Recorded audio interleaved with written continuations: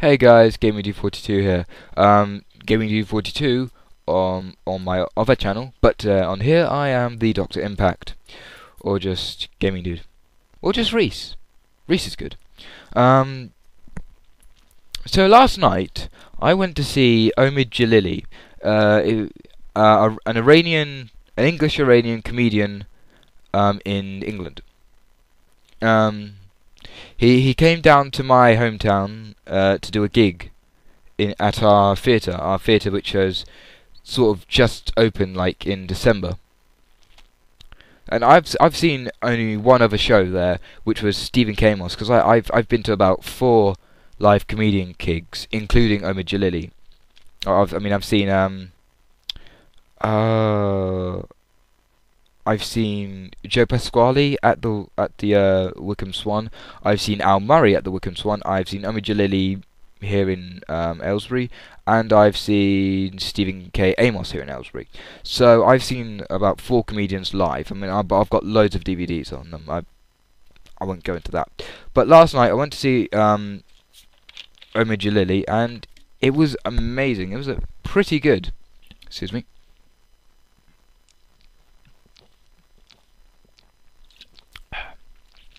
Yeah, it was pretty good. I mean, Omid. We walked into like the main auditorium, and obviously everyone's like sitting down, having drinks, waiting before the show. Like you can feel the excitement buzzing in the air. You know, you're going to see Omid Djalili. You're going to see like a funny person. You're going to see a very funny person. So you're going to be out. You're going to be that like buzzing. We're waiting there, and then all we hear with the loudspeaker is, "You may now proceed into the auditorium to take your seats." So we go into the auditorium. We wait about 30 minutes. Yeah, about 25 minutes. And then the lights dim, and then you hear a voice, and his voice goes, "Omid will be with you in the second half of the act, but with you for the meantime is this guy." And the warm-up act, who sadly I cannot remember his name. I can't remember the name of the warm-up act, but he was very good. He sort of walked out onto the stage with his guitar and went, "Hey!"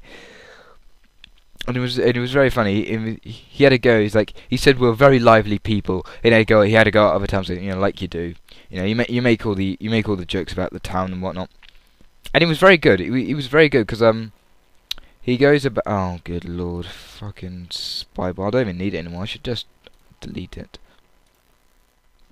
But he makes all the jokes about like the town and whatnot. And then he starts up this song about his daughter, about how he was getting his daughter to go to sleep. And he starts playing the guitar. I don't even know what the tune was at the time. I can't remember. I remember a lot about this show. Yeah, honestly. Oh, excuse me. What's that? Tango. Oh, I do love Cherry Tango.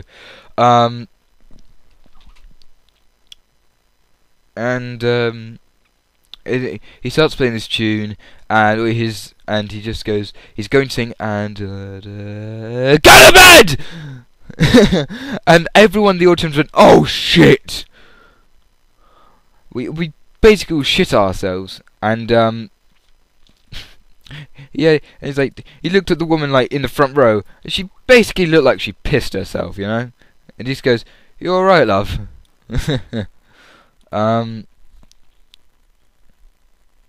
Yeah, and it turns out, and this woman turned out to be the vaguest woman ever. He goes, "Where do you work?" He goes, "In a building." "What do you do in the building?" "Office management." It's like, yes, no, like help. I help people. He's like, "Yes, but who do you help?"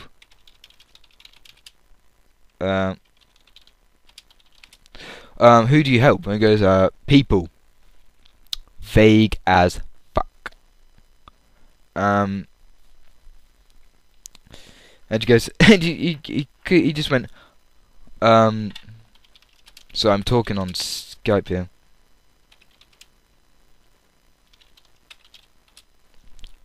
And she just goes, he goes, like, do you work for MI5 or something?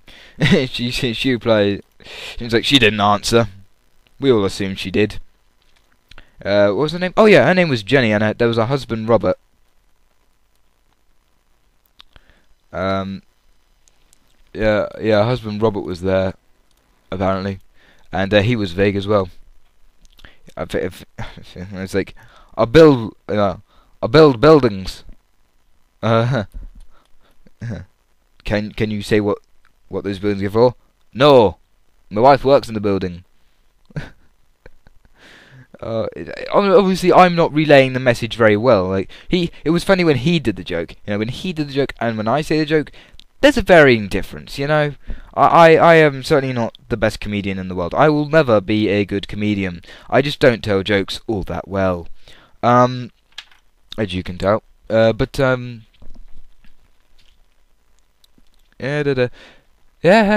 Then she goes to some random in the audience, or no, yeah, some random in the audience who he thought was Jenny's son.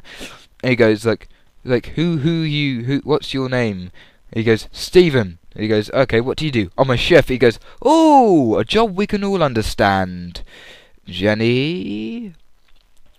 And he goes, what? I was like, where do you work? And he goes, not telling me. He goes, yeah, not telling you. He goes, Mackie D's. And for those of you who don't actually know what Mackie D's is, I'm not going to tell you, because you probably do know. It's a well-known term.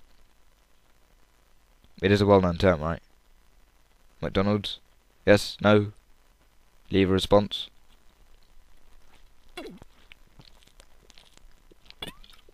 Oh, I do love me some cherry tango. But he goes off, and he does this other song, Bungee Girl. I can't sing. He does this song, Bungee Girl, and then he goes off. You know. He goes, I'll be selling CDs in the foyer after the show if anybody wants one. Yes? No? So he goes. So he just walks off. Go for interview. Oh! I remember now. Before, as we sat down, there was actually there's this giant screen on the stage that was put there for the show, and it's sort of this iPhone thing. And it was on Twitter, this like fake Twitter thing called Titter. And it was Omid Djalili's account. It was like Omid9 on Twitter. And it was set down. As the show goes up, it's always got these different messages. I can't remember all the messages, but I remember something. Oh yes, that was it. It was one of the messages that said, if there ever was an argument for the introduction of the veil, this town would be it. And we got a laugh out of that. I don't know if anyone else will. Oh God. But you know, then he comes on, then he goes off, and we're waiting. As we come back I go off for a piss, and I come back, sit down, and Titter's back up, and it goes to Jenny, the spy. To Jenny the spy, my visa is valid. Because Omid Djalili made this joke about he goes, please keep laughing, it helps with my asylum application. He goes, my visa is valid to, I can't remember what he said to Robert. No. Robert was a cleaner. Yeah, Robert cleans buildings. Yeah, he cleaned out like offices and that. Yeah. He had a better name for it, but basically he was a cleaner. Toilets, you know. He goes to Robert, my toilet backstage is blocked. Could you come clear it? And to Stephen the cook, I've still got a few ducks left because he made. Aylesbury is known for having ducks. The Aylesbury duck, you know, it's an actual duck, and he goes, I saw the last flock of, on Twitter he goes, I saw the last flock of pure Aylesbury ducks. They were delicious. And that's where the part of Stephen there, I've still got a few ducks in the trunk comes from. And then the lights dim. this purple OD sign comes on, and Omid appears. Omid Djalili. Yeah, we're all laughing like ah. He comes on. He goes, "Are you all having a good time tonight?" He's like, "Yeah." "Are you ready to laugh?" "Yeah." "And that is why the West must be destroyed." Which which I thought was brilliant, and he does it in his typical Iranian accent, because he likes to switch up the accents. Because if you don't know Omid Djalili, he likes to switch up accents between Iranian and English. He also does this very good Ghana accent, which I find to be hilarious. But I don't want to get done on racism, so I won't say it.